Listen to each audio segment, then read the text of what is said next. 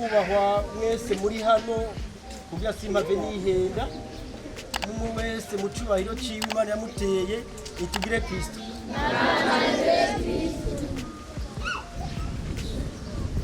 Fashe kano kanya kugira nkengurukire umugwi w'aba diaspora yiyumviriye igikorwa cy'iteka nk'iki cyo gufashanya kugira ngo dutegure Burundi twifashe ka 2040 na Burundi buteye imbere 2060.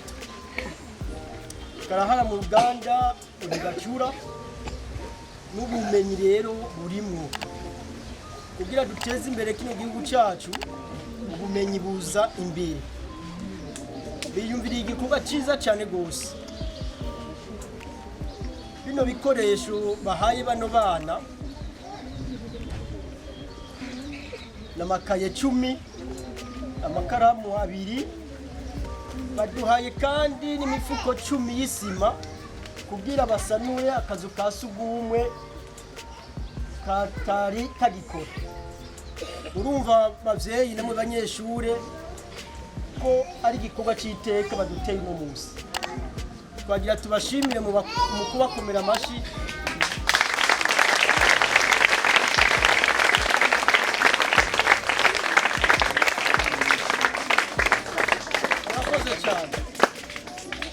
Aba bose bari hano bano ba diaspora n'abarundi bene wacu biyumviriye neza, bakorera muri Mozambique, mugabo biyumviriye yuko boza gufasha abarundi bene wabo basigaye mu gihugu. Turabakengurukiye kandi tubasaba ko mubwira n'abandi bakibuka bene wabo basigaye ngaha mu Burundi, tukama dukorera ku mugozi umwe aho turi twese, aho buri hose dushize hamwe birashoboka. Mugabo wikoranye guteza imbere ikintu usanga bitoroshe, ariko nitwakorera hamwe nkuko mubivuga birashoboka. Turabakengurukiye. Ejo aho bukera asigaye iminsi mike kugira amashuri atangure. Tugeze mu kwezi k'umunani no munsi itariki 13 twama dutangura mu kwezi kw'icenda amashuri.